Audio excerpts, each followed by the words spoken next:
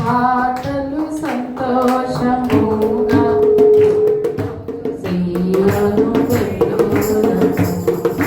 సియోను పాటలు సియోను వెళ్ళుదము.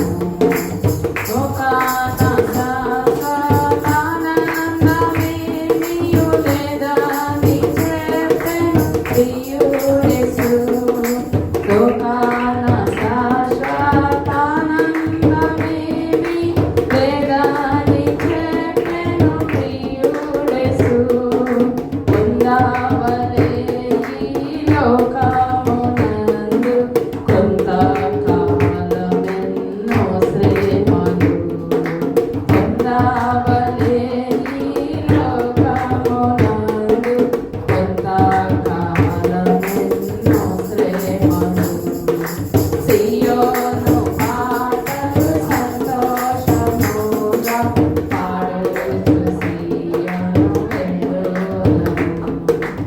ఐగుప్తును విడచినట్టి మీరు అరణ్యవాసులైదారచో. ఐగుప్తును విడచినట్టి మీరు అరణ్యవాసులైదారచో. నిత్యనివాసము లేదిలలోన నేత్రాలు కానను బయలుతోడి. నిత్యనివాసము లేదిలలోన నేత్రాలు కానను బయలుతోడి. సియోను పాటలు పాడుచు సియోను వెళ్ళుదము. మారాను పోలిన చెదైన స్థలముల ద్వారా పోవలసి ఉన్నానేమి. మారాను పోలిన చెదైన స్థలముల ద్వారా పోవలసి ఉన్నానేమి. నిరాక్షకుండను యేసే నడుపును. మారాను తనను మాటాడము. నిరాక్షకుండను యేసే నడుపును. మారాను తనను మాటాడము. సియోను పాటలు సంతోషముగా పాడుచు వెళ్ళుదము. ఐగుప్తు ఆశలన్నీయు విడచి రంగుగా యేసుని వెంబడించి. ఐగుప్తు ఆశలన్నీయు విడచి రంగుగా యేసుని వెంబడించి. పాడైన కోరగు పాపము మాని విధేయులైరి రాజేయుడు.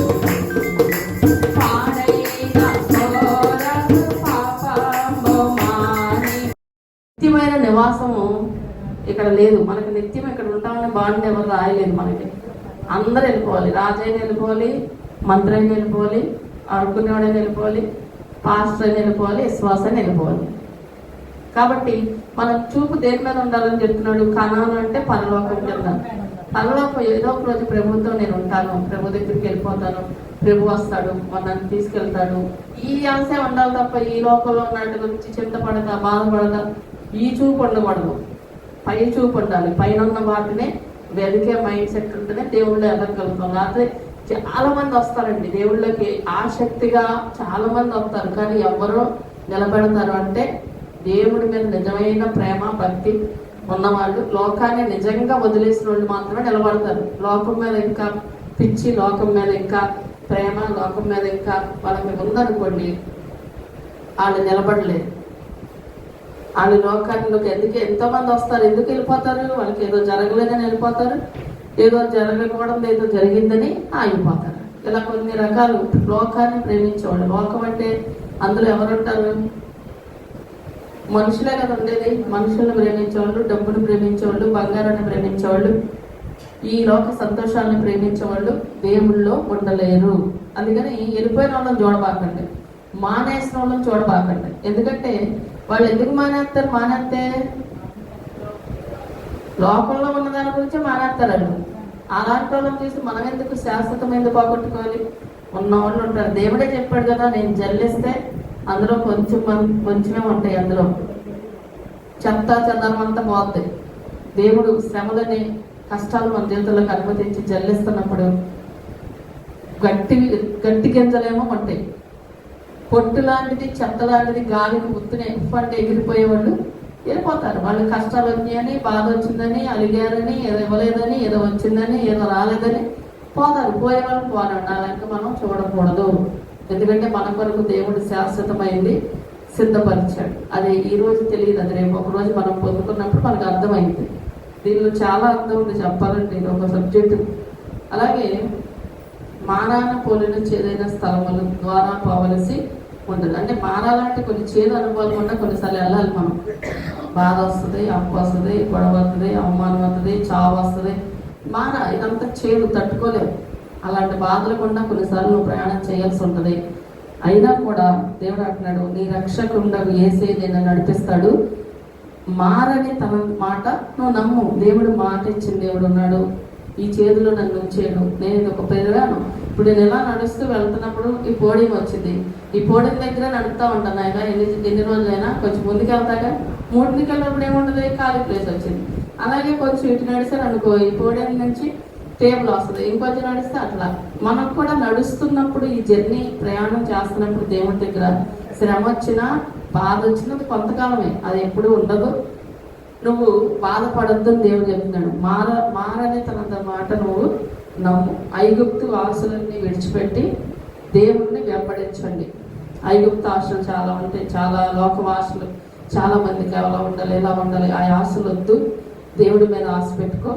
పాడైన కోరాకు పాపము మాని విధేయులై విరచండి. కోరాకు, దాతాను, అభిరామ్ అనే ముగ్గురు వ్యక్తులు మోషేకి ఎదురుగా నిలబడి మోషే మీద తిరుగుబాటు చేసి, దైవ సేవకుడి మీద తిరుగుబాటు చేసి, దైవజనుడిని బాధ పెట్టి, దైవజనుడికి విరోధంగా కొంతమందిని పోగు చేసి చాలా పెద్ద పాపం తెచ్చిపెట్టుకుంటారు, శాపం తెచ్చిపెట్టుకుంటారు వాళ్ళ కుటుంబాల మీదకి. అలాంటి వాళ్ళలా మీరు ఉండవద్దు, ఎదురు తిరగొద్దు, వ్యతిరేకంగా నువ్వు మాట్లాడద్దు అని దేవుడు విధేయతగా ఉంటే విరజలుతారు, ఆశీర్వదించబడతారు. విధేయత చూపించు. నీకు ఒకవేళ బాధపడే పరిస్థితి వచ్చింది, అయినా కూడా నువ్వు విధేయత కలిగి ఉండు. దేవుడు నిన్ను పైకి లేపుతాడు. బాధపడే పరిస్థితి వచ్చింది అంటే నన్ను అట్టంటారా ఎట్టంటారా, లేకపోతే అలిగి నాకు సొంతమైన పాట ఇవ్వలేదని అలిగి, సురేష్ గారు కూడా అప్పుడప్పుడు చెప్తారు కదా, పాట ఇవ్వలేదని అలిగి, ఫస్ట్ పాట ఇవ్వలేదని లాస్ట్ పాట ఇచ్చారని మధ్యలో పిలిచారని, ఎట్లాంటి అలిగే బ్యాచ్ ఉంటారులేండి కొంతమంది చర్చెస్. ఇలా ప్రతిదానికి ఇలా అలిగి తిరుగుబాటు చేసినట్టుగా దైవజన్ని బాధ పెట్టేట్టుగా ఉంటే కోరాకు, దాతాను, అభిరాములాగా మీరు కూడా నాశనం అయిపోతారు. మీకు సంతతి నాశనం అయిపోతుంది. కోరాకు, దాతాను, అభిరాముల్ని భూమి వింగిపారేసింది ఒకేసారి. ఎందుకంటే మోషేకి ఎదురుగా లేచారని మోషేని తిట్టారు, మోషే మీద సనిగారు. అంత కష్టపడి వాళ్ళని తీసుకొస్తే మోషేని చాలా బాధ పెట్టారని. కాబట్టి వాళ్ళకి దేవుని యొక్క కోపం వచ్చింది. అలా ఉండకూడదు. దైవజనులు మన కోసం ఎంతో ప్రయాసపడి ప్రార్థన చేసి మన కుటుంబం కోసం ఉన్నప్పుడు వాళ్ళ మీద తిరుగుపడకూడదు. వాళ్ళకి విధేయత. ఒకవేళ నీకు నచ్చలేదన్నా చెప్పినా సరే, ఏమన్నా దేవుడు చూసుకుంటాడు, అమ్మగారు ఎందుకు చెప్పింది, అయ్యగారు ఎందుకు చెప్పాడా అని విధేయత చూపించాలన్నమాట. ఎందుకంటే మనల్ని హెచ్చించేది దేవుడు. నన్ను నట్టన్నారు, నన్ను ఎట్టన్నారు, నేను రాను, నేను పోతాను అంటే అది విధేయత కాదు. దానిలో చాలా అర్థం ఉంది. కోరాకు, దాతాను, పాడైన కోరాకు అన్నాడు. పాడైపోయింది ఆ జీవితాలు, పాడైపోయిన జీవితాలు. ఎందుకు పాడైపోయిన కోరాకులాగా నువ్వు పాపం చేయొద్దు, విధేయత చూపించని. అలాగే ఆనందమయ పరలోకం మనది, అక్కడ నుండి వచ్చినేసు సియోను గీతము సొంపుగా కలిసి పాడేదము ప్రవేశి కంటే ఆనందిస్తా దేవుడితో వెళ్ళిపోవాలి. అంతేగాని లోకంలో ఏదో శాశ్వతం కాదు. హల్లెలూయా. ఓకే, ఏం నేర్చుకున్నారు పాఠాలు? పాఠం నేర్చుకున్నారా? చెప్పండి మరి లేసి.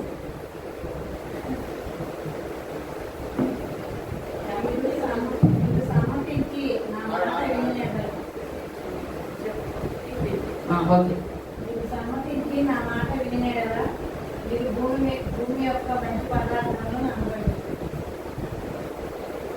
యెషయా 1వ అధ్యాయం 19.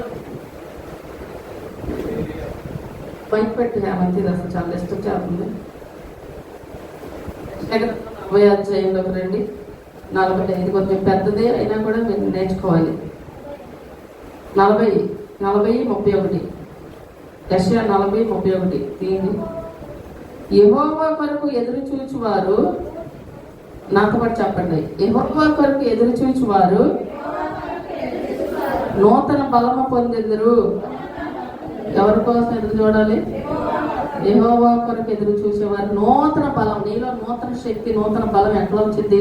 బూస్ట్ తాగితే అర్లిక్స్ తాగితే కాదు. ముందు దేవుడి మీద ఆసక్తి, దేవుడి కార్యాల పట్ల, దేవుడి వాక్యం పట్ల, దేవుడి పట్ల ఆసక్తి ఉన్న వాళ్ళంట నూతన బలాన్ని పొందుకుంటారంట. వారు పక్షిరాజు వలె రెక్కలు చాపి పైకి ఎగురుదురు, అలయక పరిగెత్తుదురు, సొమ్మసిలక నడిచిపోవుదురు.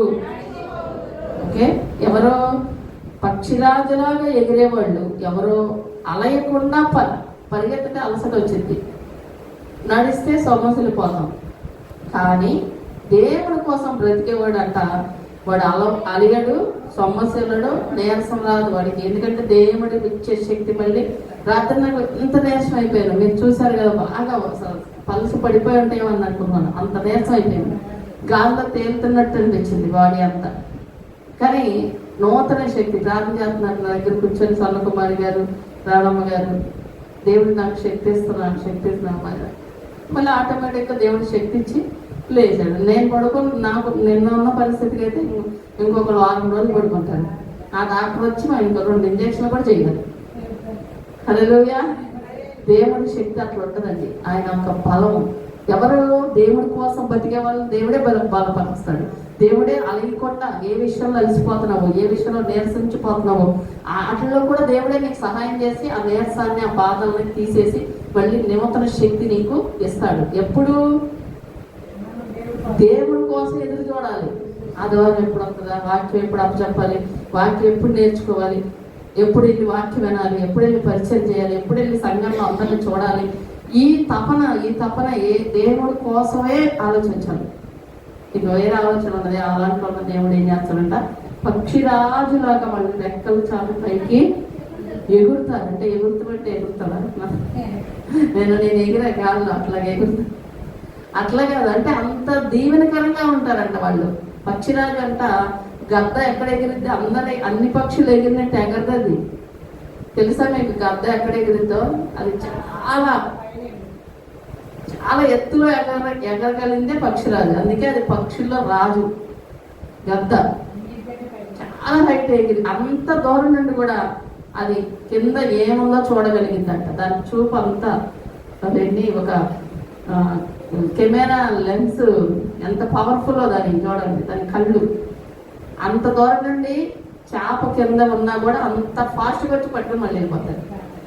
అంత ఫాస్ట్గా ఉండేది ఏంటంటే పక్షిరాజు. అందుకే దేవుడు అంటాడు, మనల్ని పక్షిరాజుతో ఎందుకు పోల్చాడంటే మీరు అంత షార్ప్గా ఉంటారు, అందరికన్నా ఎక్కువగా మీరు పైకి ఎగురుతారు, దీవెనకరంగా ఉంటారు, అంత షార్ప్గా మీరు ఏదైనా చూడగలుగుతారు, గమనించగలుగుతారు, అంత దీవెనకరంగా ఉండాలని పక్షిరాజుతో పోల్చాడు. ఏ కాయలతోనో, ఏ పిచ్చుకతోనో, కందిరేగ కొట్టావైనా హేమంత్, ఏ కందిరేగతోనో అది ఎక్కడ ఎగిరిద్ది, ఏ ఏగతోనో పోల్చాడు మనల్ని దేవుడు. నువ్వు ఏగలాగా ఎగురుదువు అన్నడా, నువ్వు కాకిలాగా ఎగురుదువు అన్నడా? పక్షిరాజు, పక్షుల్లోనే నెంబర్ 1 రాజు. అలాంటి దాంతో దేవుడు మనం ఎందుకు పోల్చాడంటే దేవుడి కోసం ఎదురు చూసేవాళ్ళు అట్లా ఉంటారు. అందుకని ఈ వాక్యం నేర్చుకోండి. ఇంకెప్పుడైనా నీరసం వచ్చినప్పుడు, బాధ వచ్చినప్పుడు ఈ వాక్యం ఎత్తుపెట్టి, ప్రభా నీకోసం నేను బ్రతుకున్నా, నన్ను నువ్వు బలపరచు, నన్ను నువ్వు శక్తి అయ్యా, సమస్యలకు నేను ఆ బ్రతికే కృపనివయ్యా, నేను ఈ వాక్యాన్ని ఎత్తిపెట్టి ఈ వారం కూడా అదే చెప్తాను. నాకు తెలిసి దాదాపుగా దాని గురించి 4-5 వారాలు చెప్పుకోవచ్చు, అంత సబ్జెక్ట్ ఉంది. మనం ఎందుకు ఓడిపోతున్నాం అనేది కూడా చెప్పారు. మనం ఎందుకు అన్నింటిలో ఓడిపోతున్నాం, ఏదో చేయాలనుకుంటే చేయలేం. మనం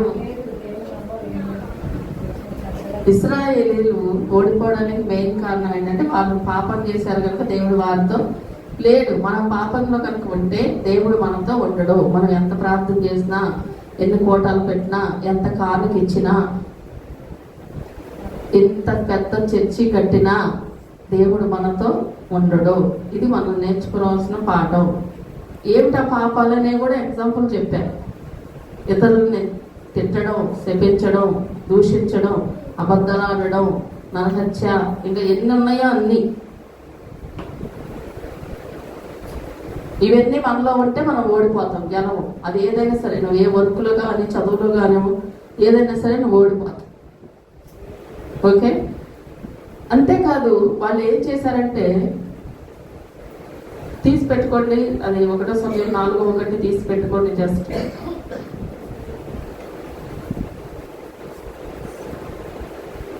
మీకు ఇంకా నెక్స్ట్ దాంట్లోకి వెళ్ళడానికి ఉండదు అవకాశం. ఇది మళ్ళీ ఎక్స్ప్లెయిన్ చేసుకుంటాను నేను.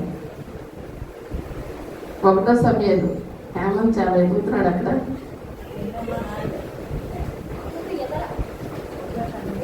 1 సమయాలు 4వ అధ్యాయం 1వ వచనం పక్కన పెట్టుకోండి, రెడీగా తీసి పెట్టుకోండి అంతే.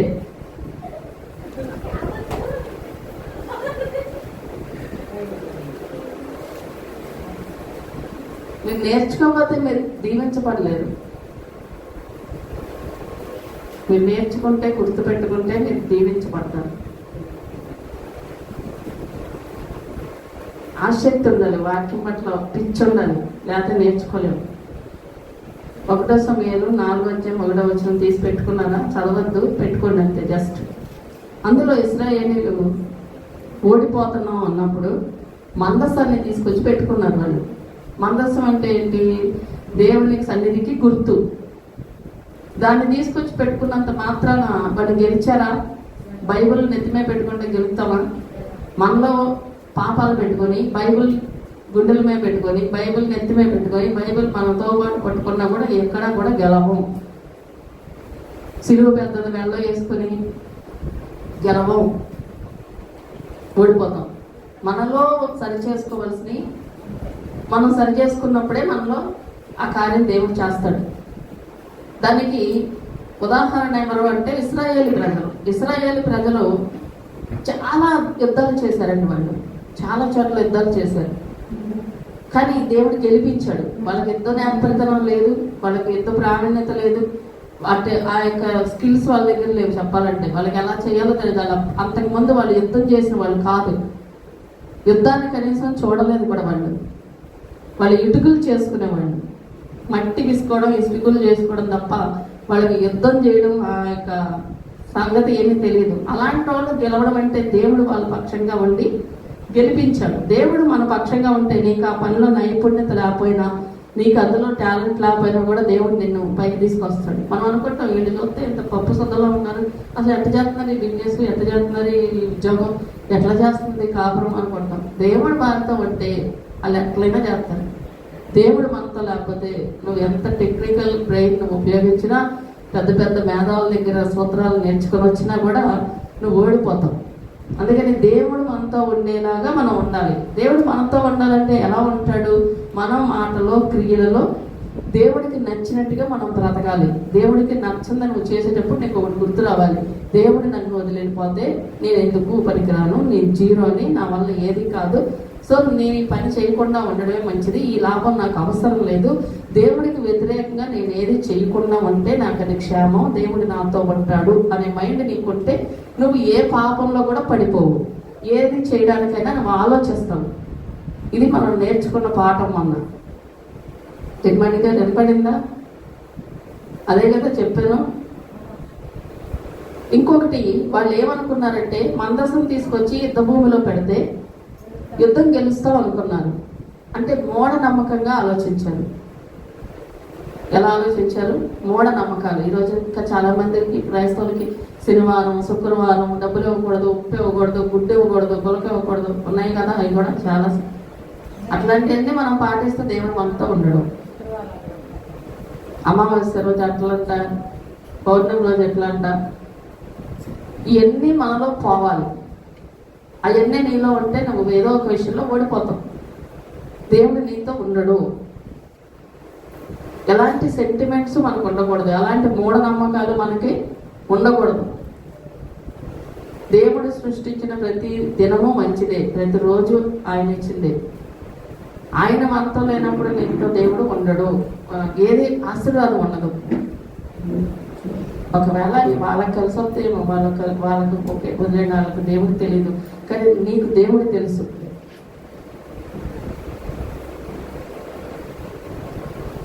గుమ్మడికాయ కట్టి కాబట్టి మూఢనమ్మకాలు ఉండకూడదు. ఇదైతే అలాగా, అదైతే ఇలాగా, ఇలాంటివి ఉంటే మనం ఓడిపోతామండి. మనం అందుకే అలాంటివి ఏమీ పెట్టుకోకూడదు. ఇశ్రాయేలీయుల ప్రజలు వాళ్ళు ఏమనుకున్నారంటే మందసం తెచ్చి పెట్టుకుంటే గెలుస్తాం అనుకున్నారు. అంతేకాని కూర్చొని మేము తప్పు చేసాం, మేము పాపం చేసాం, మేము దేవుడికి వ్యతిరేకంగా జీవిస్తున్నాం, ఆ జీవితం దేవుడికి నచ్చక దేవుడు మాతో లేడు కాబట్టి మేము ఓడిపోయాం, మేము ముందు పాప క్షమాపణ పొందాలి, పశ్చాత్తాపడి కానీ పాపాన్ని ఒప్పుకుంటూ కానీ ప్రార్థన చేయాల. వాళ్ళు మందసం ఉంటే చాలు అనుకున్నారు. ఈరోజు చాలా మంది హాస్పిటల్లోకి వెళ్ళినప్పుడు చూడండి, వాళ్ళు పశ్చాత్తాపడరు. వాళ్ళకి వచ్చిన వ్యాధిని బట్టి పశ్చాత్తాపడరు. ఒక పెద్ద కొబ్బరి నూనె బాటిల్, ఒక పెద్ద బైబిల్ పక్కన పెట్టుకొని మా దగ్గర బైబిల్ ఉంటుందండి అంటారు. ఏమనంటే మీ దగ్గర బైబిల్ ఉంటే ఏం ప్రయోజనం ఉండదు. నీలో పశ్చాత్తాపం కలిగి ప్రభా నేను ఒకప్పుడు ఇట్లా అన్యాయంగా తెచ్చుకున్నట్లు రాత్రి మనం చెప్పుకున్నాం జక్కయ్య గురించి. యేసయ్య ఇంట్లోకి రాగానే ఆయన హృదయంలో మార్పు ఆటోమేటిక్గా కలిగింది. యేసయ్య చెప్పకుండానే కలిగింది. యేసయ్య ఏం బోధించలేదు, ఆయనకు వాక్యం చెప్పలేదు. యేసయ్య తన లైఫ్లోకి రాగానే, తన ఇంట్లోకి రాగానే ఆయనకే ఆయన స్థితి ఏంటో తెలిసింది. ఎంత గొప్ప పరిశుద్ధుడు నా ఇంట్లోకి అడుగు పెట్టాడు, నేను అందుకు అర్హుడిని కాదు, నా పాప జీవితం ఇది, నేను అన్యాయంగా దౌర్జన్యంగా ఎంతమంది దగ్గర తెచ్చాను సొమ్ముని, దాంతో కట్టాను ఇల్లుని, దాంతో కట్టుకున్నాను, ఇవన్నీ కూడా నాకు ఇది అవసరం లేదు ప్రభా, నీలాంటి పరిశుద్ధుడు నా ఇంట్లో అడుగు పెట్టాడు, నేను మారిపోతున్నానయ్యా, నేను ఎవరి దగ్గర అన్యాయంగా తీసుకుంటే వాళ్ళకి 4 రెట్లు చెల్లించేస్తాను, నా ఆస్తిలో సగం పేదలకు ఇచ్చేస్తాను అని చెప్పాడు. ఇవన్నీ ఆయన మనసులోంచి పుట్టిన మాటలు. ఆయనకి ఎవ్వరు కూడా చెప్పలా, చెప్తే ఎవ్వరు వినరు. అది మన జీవితంలోకి యేసయ్య వచ్చినాక మనలోనే మార్పు కలగాలి. ఎన్ని వాక్యాలన్నా కొంతమంది మార్పు కలగదు, ఎందుకన్నా తెలియదు. మనలో మార్పు కలగాలండి. వాక్యం వస్తున్నప్పుడు, వాక్యం రిలీజ్ అవుతున్నప్పుడు నిజమే ప్రభా నా స్థితి అని ఒక మార్పు మనం కలిగి చేసుకోవాలి. అంతేగాని ఇశ్రాయేలు ప్రజల్లాగా మూఢనమ్మకంగా ఆలోచించకూడదు. వాళ్ళు తీసుకొచ్చి పెట్టుకొని యుద్ధ భూమిలో ఇదే చాలా గొప్పదనుకున్నారు.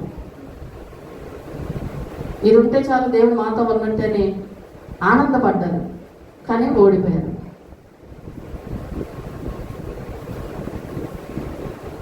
మూఢనమ్మకాలు ఉండకూడదు.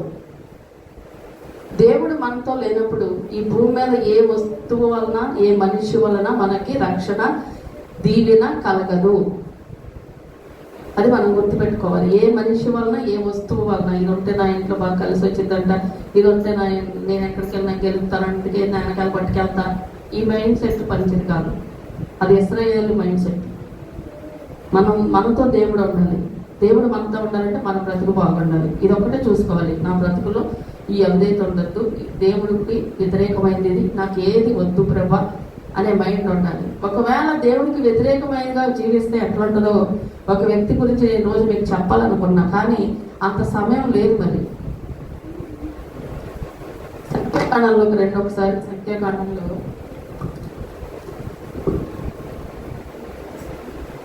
సంఖ్యాకాండం 21వ అధ్యాయము. ఇశ్రాయేలు ప్రజలు ఓడిపోవడానికి కారణము వాళ్ళ యొక్క అవిధేయత, వాళ్ళ పాపమేనండి.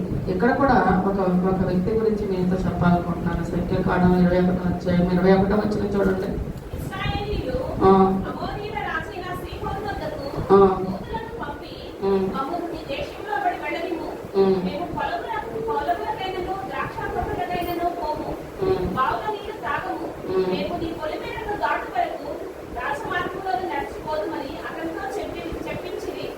అయితే సీహోను ఇశ్రాయేలీయులను తన పొలిమేరలను దాటనీయలేదు. మరియు సీహోను తన సమస్త జనులను కూర్చుకొని ఇశ్రాయేలీయులను ఎదుర్కొనుటకు అరణ్యంలోకి వెళ్ళి యాహాజుకు వచ్చి ఇశ్రాయేలీయులతో యుద్ధం చేసెను. ఇశ్రాయేలీయులు వారి కత్తివాత చేత హతం చేసి వారి దేశమును అర్నోను మొదలుకొని యబ్బోకు వరకు, అనగా అమ్మోనియా దేశం వరకు స్వాధీనపరచుకుని అమ్మోనీయుల పొలిమేర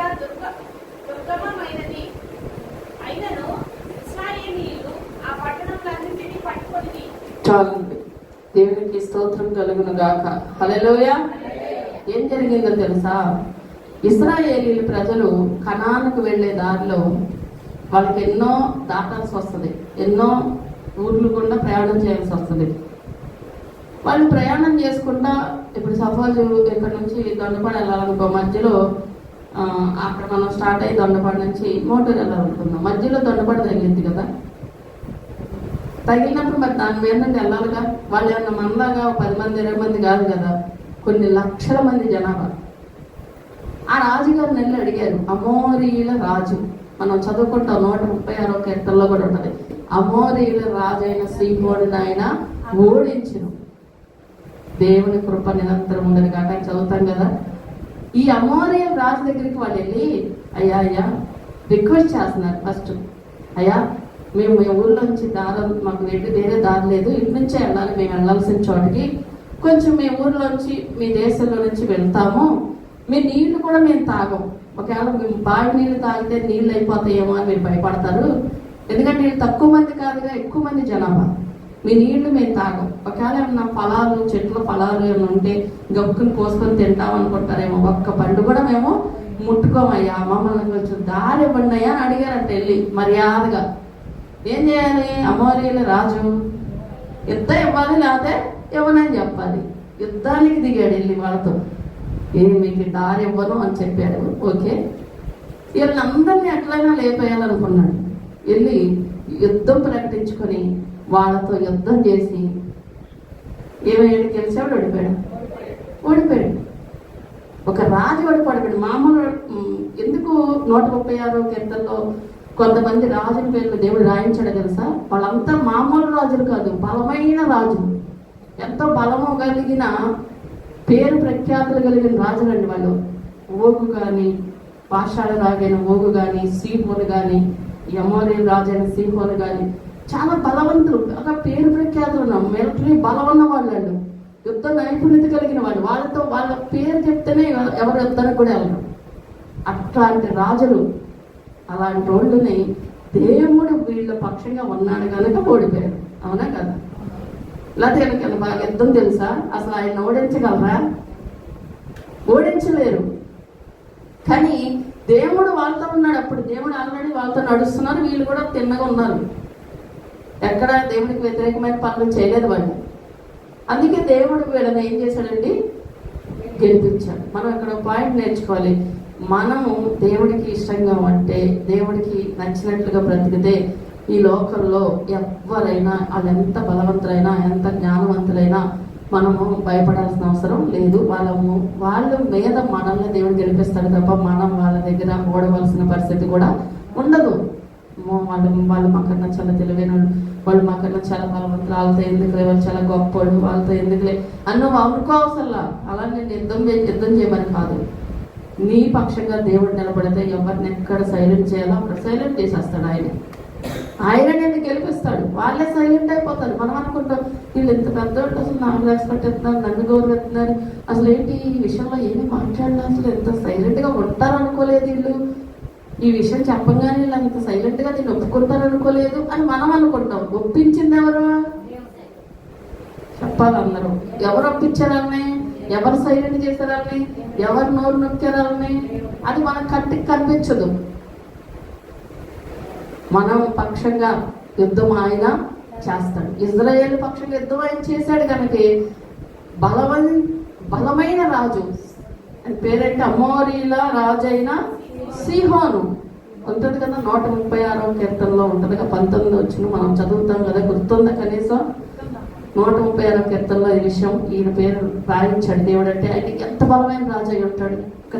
మామూలు రాజు అయితే రాపించడండి దేవుడు కూడా.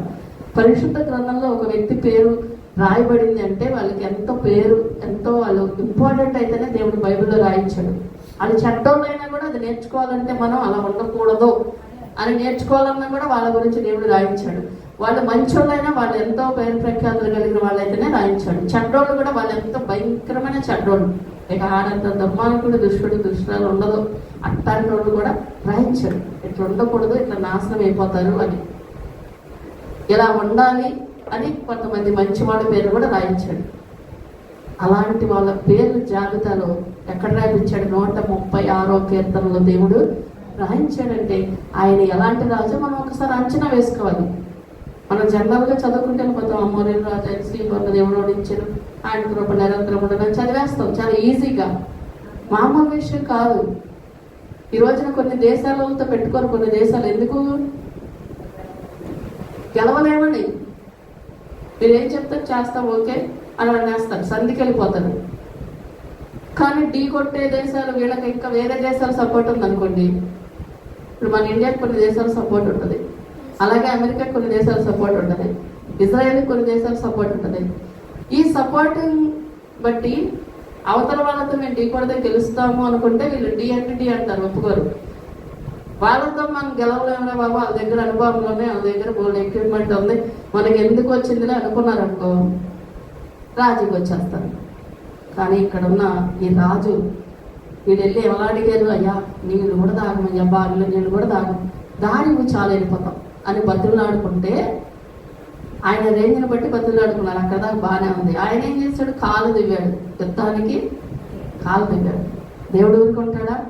వీళ్ళని ఏం చేశాడు? గెలిపించాడండి. హల్లెలూయా. అలాంటి వాళ్ళు ఇక్కడ 1వ సమయానికి వచ్చేసరికి ఓడిపోయారు. అసలు ఈ అమోరీయులు ఎవరు అనేది మనం కనుక అంచనా వేస్తే, అదే ఒకసారి పరిశీలన చేస్తే చూద్దాం. అమోరీయుల గురించి ఎక్కడ రాయబడిందంటే ఆదికాండం 15:16 చూడండి. అక్కడ ఒక మాట ఉంటుంది.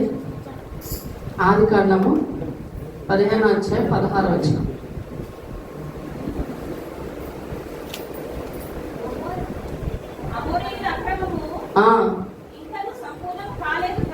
ఇంకనూ సంపూర్ణము కాలేదు కనుక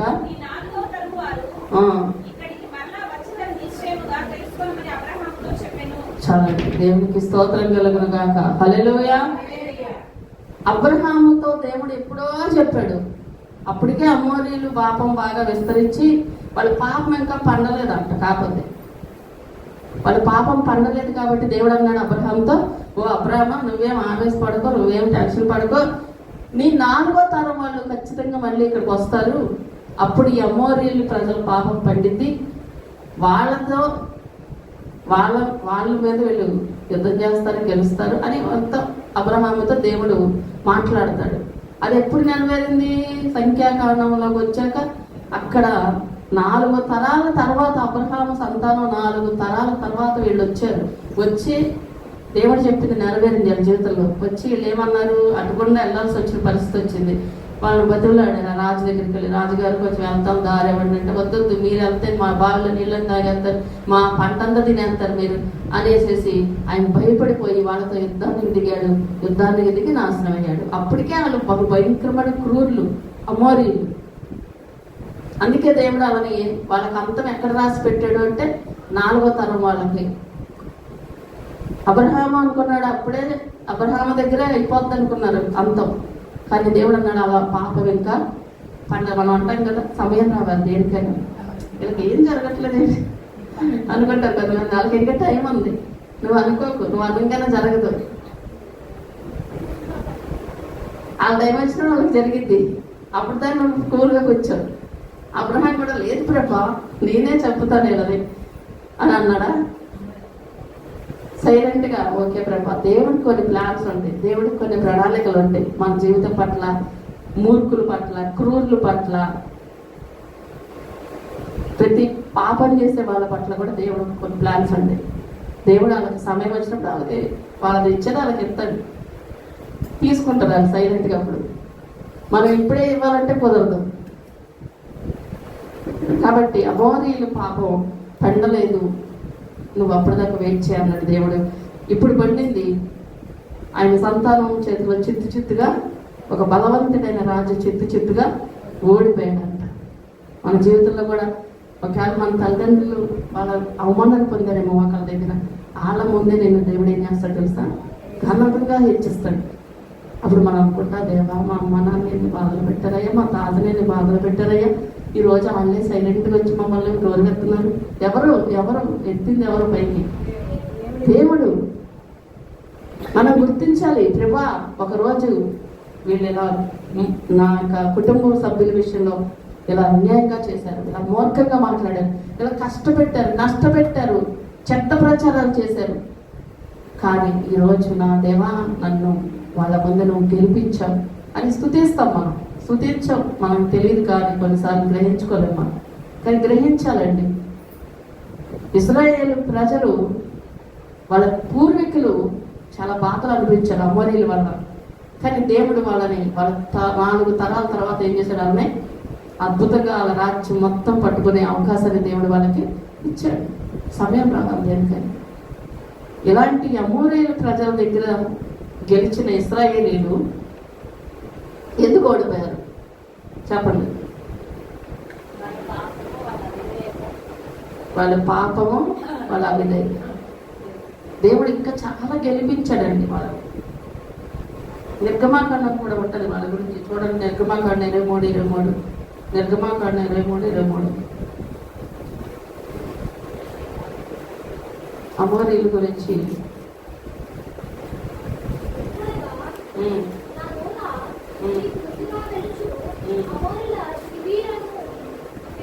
అమోరీలను, హిత్తీయులను, పెరిజీయులను, కనానీయులను, హివ్వీయులను,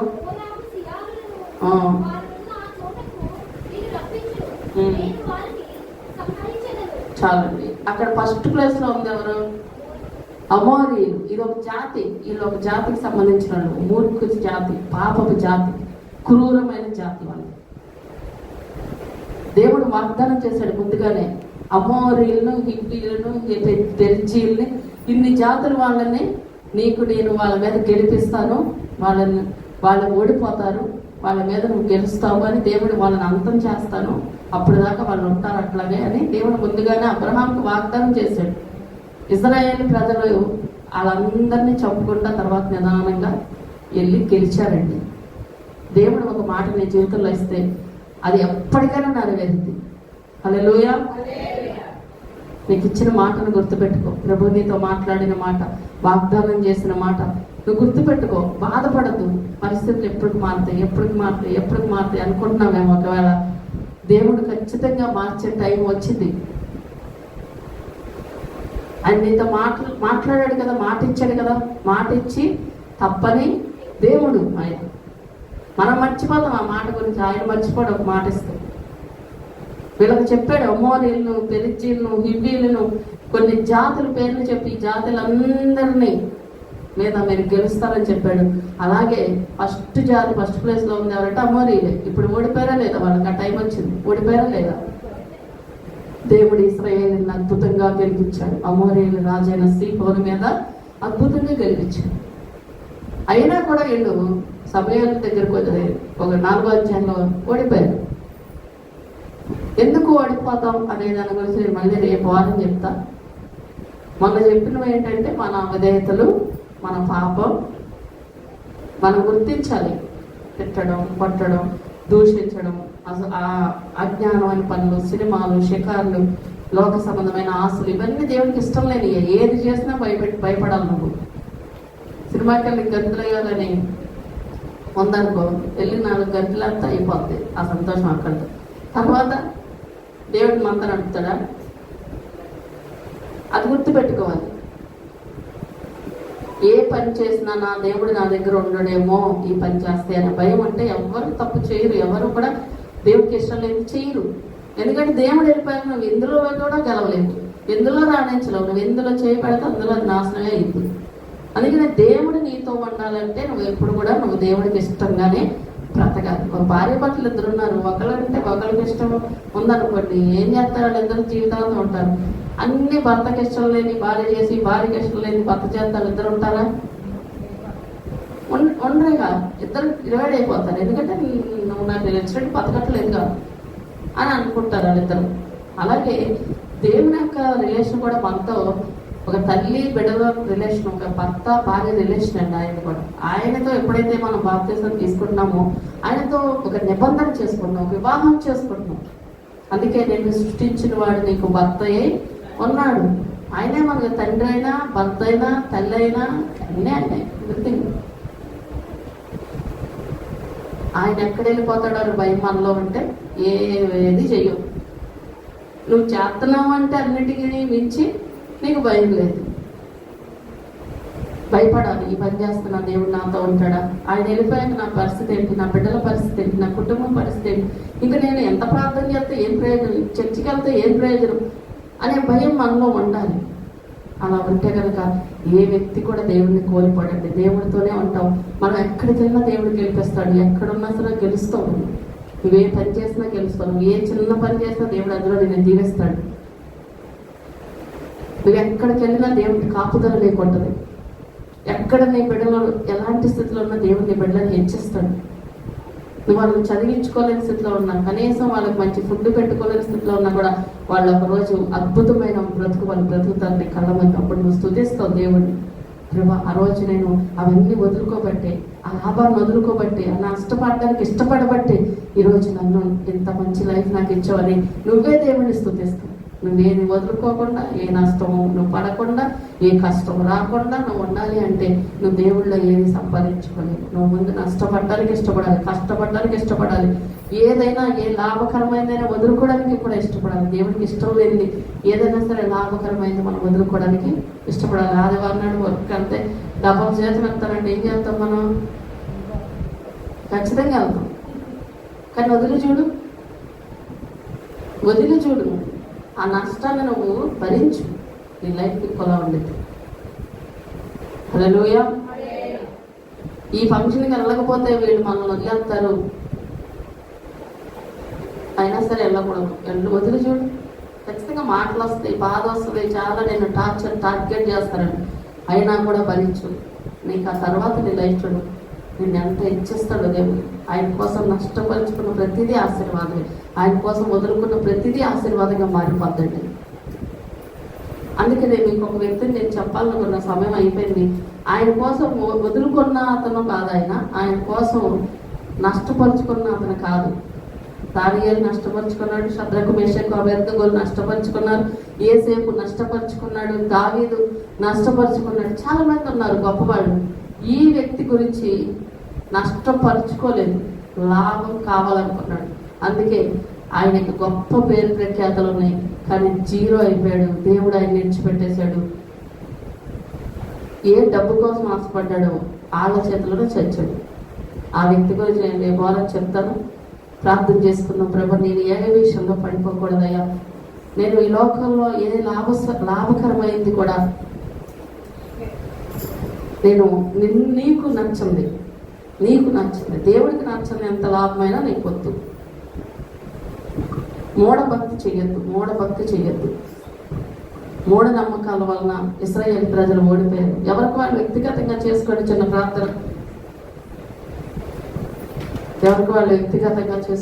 ప్రార్థన.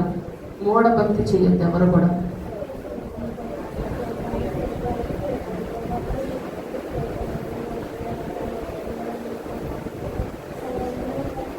చేసుకోవాలి. నీలో ఏదుందో నీకు తెలుసు, దేవుడికి తెలుసు. దేవుడికి ఇష్టం లేని ఒకవేళ నీ లైఫ్లో ఉంటే అది మార్చుకో, నీకు దీవెనకరంగా మారిపోతాయి నీ లైఫ్. దేవుడికి ఇష్టం లేనిది కనుక నువ్వు చేస్తూ ఉంటే నువ్వు ఓడిపోతావు, నీ బిడ్డలు ఓడిపోతారు, నీ కుటుంబం ఓడిపోతుంది. ఇశ్రాయేలు ప్రజలు ఓడిపోయారండి. ఈరోజు చాలా మంది ఎన్నో తీర్మానాలు చేసుకుంటారు, ఇట్లా ఉండాలి అట్లా ఉండాలని, కానీ గెలవట్లా, ఓడిపోతున్నారు. ఎవరిని తిట్టకూడదయ్యా, అబద్ధాలు ఆడకూడదయ్యా, అన్యాయం సొమ్ము తెచ్చుకోకూడదయ్యా అనుకుంటారు. కానీ ఆ లాభం చూడగానే ఆటోమేటిక్గా ఓడిపోతారు. ఓడిపోవద్దు, గెలువు. దేవుడికి ఇష్టమైన దాన్ని చేయడానికి ప్రయాసపడు, కష్టపడు. దేవుడు నిన్ను హెచ్చిస్తాడు. దేవుని రాకడ దినాల్లో మనం ఉన్నాం. ఇంకా సిద్ధపడకపోతే, ఇంకా ఆయనకి ఇష్టంగా బ్రతకపోతే ఎట్లా మనం లేపబడతాం? ఎత్తబడే గుంపులో మనం ఎలా ఉంటాం?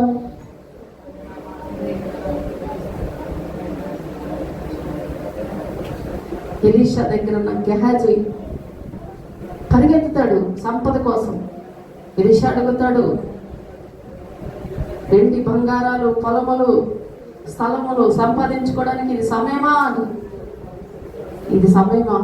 ఎంత దినాల్లో ఇంకా ఆస్తుల గురించి, డబ్బు గురించి ఈ కారణం విడబడే గుంపులో ఉండి 7 ఏళ్ల శ్రమలు, విడవబడే గుంపులో భయంకరమైన నరకం పాతాళంలోకి వెళ్ళిపోవాలని ఉందా? లేదు ప్రభా, ఈ లోకాన్ని పెంటతో సమానంగా ఎంచుకొని లోకంలో లాభకరమైన ప్రతిదాన్ని పౌలు గారు ఎంచుకున్నట్టు పెంటతో సమానంగా ఎంచుకొని పరలోకం వైపే మన నేత్రాలు చూసేవారిగా, పైన ఉన్న వాటినే వెతికేవారిగా ఉంటే రేపు ఎత్తబడే గుంపులో మనం ఉంటాం. దేవుడికి ఇష్టం లేదు ఏది ఇవ్వాలనివ్వద్దు. నేను డబ్బు ఏలుబడి చేస్తుంది ఈరోజు చాలా మందిని, ప్రేమలు ఏలుబడి చేస్తుంది ఈరోజు చాలా మందిని, ప్యాషన్ ఏలుబడి చేస్తుంది ఈరోజు చాలా మందిని, అందం ఏలుబడి చేస్తుంది ఈరోజు చాలా మందిని, కులం ఏలుబడి చేస్తుంది ఈరోజు చాలా మందిని, డిగ్రీలు చదువు ఏలుబడి చేస్తుంది, వారి స్టేటస్, వారి సంపాదన, వారి జ్ఞానం, వారి స్కిల్స్ ఏలుబడి చేస్తున్నాయి. నా అంత బాగా ఎవరు ఉంటారు, నా అంత బాగా ఎవరు చేయరు. ఈ అహంకారంతోనే ఇక్కడే విడవబడతాం. ఏది ఉండదు మనలో. దేవుడికి ఇచ్చిన ప్రతిదీ దేవుడి కోసం వాడు. దేవుడి రాజ్యం కట్టే విషయంలో సహాయం చేయి. నీకే తలాంతి ఇచ్చాడు దేవుడు, దాన్ని దేవుడి కోసం మాత్రమే నువ్వు వాడు. అది నేను లోకంలో వాడద్దు, అది నీకు శాశ్వతమైనది ఏది కూడా తెచ్చిపెట్టదు. ఈ లోకంలో వాడిన ప్రతి ఒక్కరు అశాశ్వతమైనది సంపాదించుకున్నారు. దేవుని కొరకు బ్రతికిన వాళ్ళు మాత్రమే శాశ్వతమైనది సంపాదించుకున్నారు. దేని మీద నీ మనసు ఉంటుంది? ఇశ్రాయేలు ప్రజల మనసు అంతా కూడా పాపం మీద ఉంది. వాళ్ళు పాపం చేత వాళ్ళు పట్టబడ్డారు. దేవుడికి అవిధేయంగా వాళ్ళు బ్రతికారు. దేవుడికి ఇష్టం లేని చోట ఉన్నారు, దేవుడికి ఇష్టం లేని చోట తిన్నారు, దేవుడికి ఇష్టం లేనట్టు చేశారు. అందుకే వాళ్ళని దేవుడు విడిచిపెట్టి వెళ్ళిపోయాడు. వాళ్ళు ఓడిపోవడానికి కారణం వాళ్ళ అవిధేయతలు, వాళ్ళ అజ్ఞానం, వాళ్ళ మూఢత్వం. ఈరోజు మూఢత్వంతో ఎంతమంది మూర్ఖంగా ఆలోచిస్తున్నారండి. చాలా మంది సెంటిమెంటల్గా ఆలోచిస్తున్నారు, లోకంలో ఆలోచించినట్టు ఆలోచిస్తున్నారు. అట్లా ఒక క్రైస్తవుడు ఆలోచించచ్చా? అంత అజ్ఞానంగా ఒక క్రైస్తవుడు ఆలోచించచ్చా? ఈ లోకంలో దేని వలన నీకు రక్షణ కలగదు, దేని వలన నీకు రక్షణ లేదు అని వాక్యం సెలవిస్తుంది. యేసే మార్గము సత్యము జీవమై ఉన్నాడు కదా, ఆయననే మార్గమై ఉన్నాడు పరలోకానికి, ఆయనే నిత్య జీవమై ఉన్నాడు, ఆయననే నిజము, సత్యము ఆయనలోనే ఉంది, ఆయన నిజం అంతే. కొన్ని సత్యాలు మనకంటే కంటికి కనబడవు. ఈ లోకంలో కంటికి కనిపించినంత సత్యము కాదు, చాలా మాయ ఉంది. మన కంటికి, మన నేత్రాలకు సూత్రాలు కల్పిస్తున్నాడు అపవాది. ఈ రోజు మన కంటితో చూసేదే మనకి ఎంత గొప్ప అనిపిస్తుంది కొన్నిసార్లు. అట్లాంటి మాయలోంచి బయటపడాలంటే నీకు ఆత్మీయ మన నేత్రాలు ఉండాలి. నువ్వు దేవునికి దగ్గరగా ఉంటేనే నువ్వు చూడగలుగుతావు అట్లాంటి. లేదా నీకు ఈ లోకంలో అంతా కూడా చాలా గొప్పగా కనిపిస్తుంది, చాలా గొప్పగా కనిపిస్తుంది. లోకంలో ఉండలాగా నువ్వు కూడా ఆలోచిస్తావు.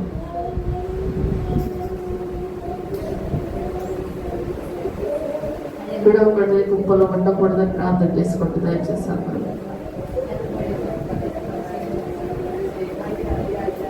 ఎంత భక్తి చేసి విడిచిపెట్టేటట్టుగా మన భక్తి కాదు ప్రభా. నా భక్తిలో ఇంకేం మార్చుకోవాలో చెప్పాను, నేను ఇంకెట్లా ఉండాలో చెప్పాను.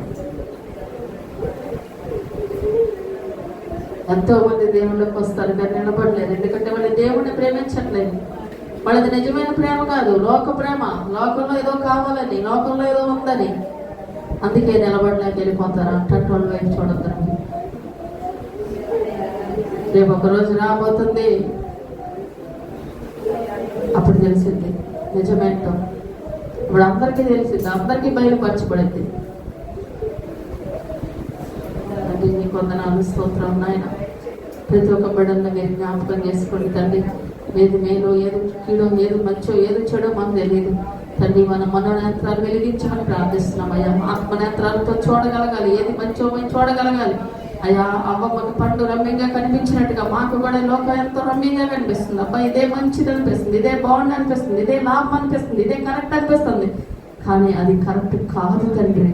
ఈ లోకంలో ఎన్నో అలాంటివి మమ్మల్ని ఆకర్షిస్తున్నాయి, వాటికి మేము లోబడకూడదు తండ్రి. మన నేత్రాలతో చూడగలగాలి. ఏసేపు పాపం నుంచి పారిపోయినట్టుగా వాటికి దూరంగా మేము పారిపోగలిగిన అభిషేకం మాకు దయచేయండి నాయన. తండ్రి నీ వందనాలు, స్తోత్రాలు. ఇశ్రాయేల్ ప్రజలు ఓడిపోయారు ఎందుకు అంటే వాళ్ళ మౌనత్వాన్ని బట్టి, వాళ్ళ అజ్ఞానాన్ని బట్టి, వాళ్ళ అవివేకాన్ని బట్టి, వాళ్ళ భక్తిహీనతను బట్టి, వాళ్ళ పాపాన్ని బట్టి. అవి మాలో ఉండకుండా ఎప్పటికప్పుడు సరి చేసుకునే అనుభవాలు మాకు దయచేయండి. వాక్య ప్రకారం జీవించే మనసు మాకు దయచేయండి. మనుషులకు నచ్చినట్టు కాదు నాయన, ఏదో లాభం కోసం కాదయ్యా భక్తి, నీ కోసం భక్తి చేసేవారిగా యథార్థమైన భక్తితో మేము ఉండగలిగిన కృపను మాకు దయచేయండి. నీకు నచ్చినట్లుగా బ్రతికే మనసు మాకు దయచేయండి. ఏ లోకానికి నచ్చినట్టు కాదు ప్రభా, నీకు నచ్చాలి. నువ్వు మాతో ఉంటే చాలు నాయన. నువ్వు లేనిదే సున్నా ప్రభా, మీరు మాతో ఉండండి ప్రభా. ఇశ్రాయేలుని ఎన్నో చోట్ల గెలిపించావు, ఎంతమంది రాజులను గెలిచారయ్యాలు. బలవంతులైన రాజులు వాళ్ళ చేతులు ఓడిపోయేలా చేసావు నాయన. ఎందుకంటే వారితో నువ్వు ఉన్నావు కనుక. వాళ్ళతో నువ్వు లేకపోతే వాళ్ళు ఓడిపోయారు చిత్తుగా. లక్షల మంది చనిపోయారు నాయన ఒక యుద్ధంలో. ఎందుకు అంటే నువ్వు వారితో. ఈరోజు నా జీవితంలో నేను ఓడిపోతున్నా, నష్టాలు చూస్తున్నా, బాధలు పడుతున్నా, మనశ్శాంతి లేకుండా నారకెళ్తున్నానంటే కారణం నేను ఓడిపోతాను. నేను కొన్నిట్లో బలంగా నిలబడలేకపోతున్నాను. నన్ను క్షమించదండి. బలంగా నిలబడే కృపను మాకు దయచేయి. ప్రతి విషయంలో నీకు నచ్చినట్టుగా బ్రతికే కృపను మాకు దయచేయి. నీ సహాయము దయచేయి. యేసు నామములో ప్రార్థిస్తున్నాము తండ్రి. ఆమేన్. అందరూ వేసి నిలబడే కృతజ్ఞత.